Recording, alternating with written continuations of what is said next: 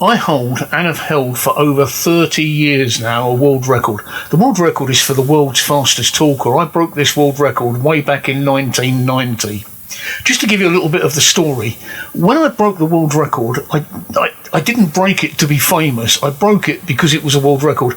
George Lee Mallory, when he attempted to ascend Everest in 1923, when asked why he was going to climb the world's highest mountain, he said, because it's there. Why did I break a world record? Because it was there. That's the whole point of world records. They're there to be broken. They're there to prove something. All the previous world record holders were media personalities of one sort or another, so they actually did it professionally. They made money from it. I didn't. I'm just an ordinary guy from the street that just happened to have a talent, and I used it to break the world record.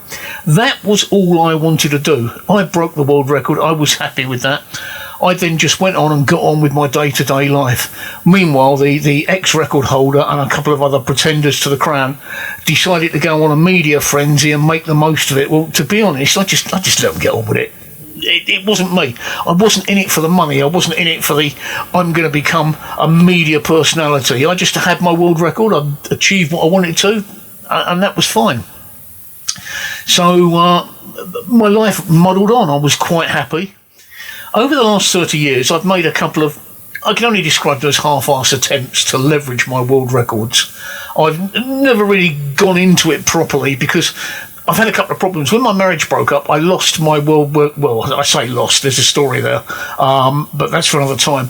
My world record certificates, I don't have those anymore. And I didn't think that the competition that was organised at the time, you need to look in the comments to understand what I'm talking about that now. There's a link to my blog that says A Very British Underdog. You need to read that to understand why I'm a bit bitter and why I'm doing what I'm doing now. But I thought the recording had been lost and nobody had ever heard of it. And then suddenly last year it resurfaced. So prior to this, any attempts I'd made to leverage my world record weren't really that much of a success. I didn't go chasing the media companies. I've done some stuff with the media. I went to Australia and did some stuff with the Australians. I've been to America several times. I've been to South Africa to do Stan Lee's Superhumans. Do you remember the television series, Stan Lee's Superhumans? I was in series 2. I did that, and I did some work for LG in Korea, but I didn't chase any of these people. I don't have an agent. I'm not a media personality. I don't chase them. They approached me. They came to me and said, would I like to do it? I didn't put myself out like these media personalities do. Like I said, I've never leveraged it. However, in 2013, I was diagnosed with cancer. The cancer I've got is follicular lymphoma.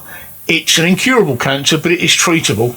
I've been through, in the last 8 years, I've been through the mill a bit. I've had radiotherapy, I've had chemotherapy, and then chemotherapy. So I've actually fought cancer 3 times and gone into remission 3 times. I'm currently in remission, but it's taken its toll on me, including giving me a disease called bronchiectasis, which is an incurable disease.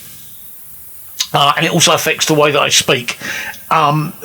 The treatments and everything else means that I can't get up to the world record speed that I had when I broke the world record. Oh, I can talk fast, don't get me wrong. When I need to, I can talk fast, but I can't get up to world record speed.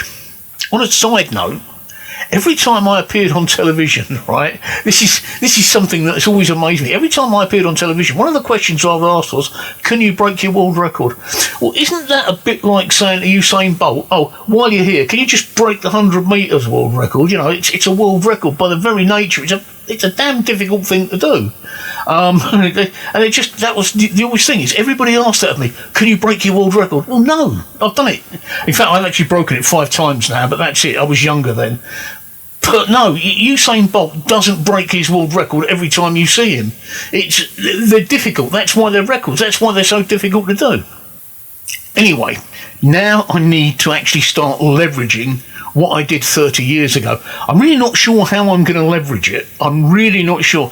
I think too much time has passed, and I think too many people think other people actually hold the world record. But all I can do is try. How I'm going to do that, I don't know. But I'm going to start, I think, I'm going to do a daily vlog. It could be on any number of things. This one is my first, and it's about what I'm going to do. I've already got my second one planned, which I'll be recording later on today. That's what I'm going to do, because what I need to do to really... I want to get into live streaming, but I want to get out there with the public. I want to get out there on the streets, and I want to do the live streaming out there. But I can't do that on YouTube till I hit that magic number of 1,000 subscribers. I need 1,000 subscribers before YouTube will allow me to go out on a mobile device and stream. And that's what I want to do. I think I can have a bit of fun there, and we can all have a bit of fun. But in the meanwhile, I'll produce the vlogs. I want to be doing this. The reason I want to be doing this is because up until the COVID pandemic started in March 2020, I've been working. When the COVID pandemic come along, I had to shield. I'm classed, because of my cancer and my bronchiectasis, I'm classed as clinically extremely vulnerable. Follicular lymphoma, or non-Hodgkin's lymphoma, N.H.L as it's known, is actually a blood cancer, and people with blood cancer are the most susceptible to COVID. So I had to shield, I had to keep away from everybody, so I sort of retreated to my house, and I stayed there for almost a year.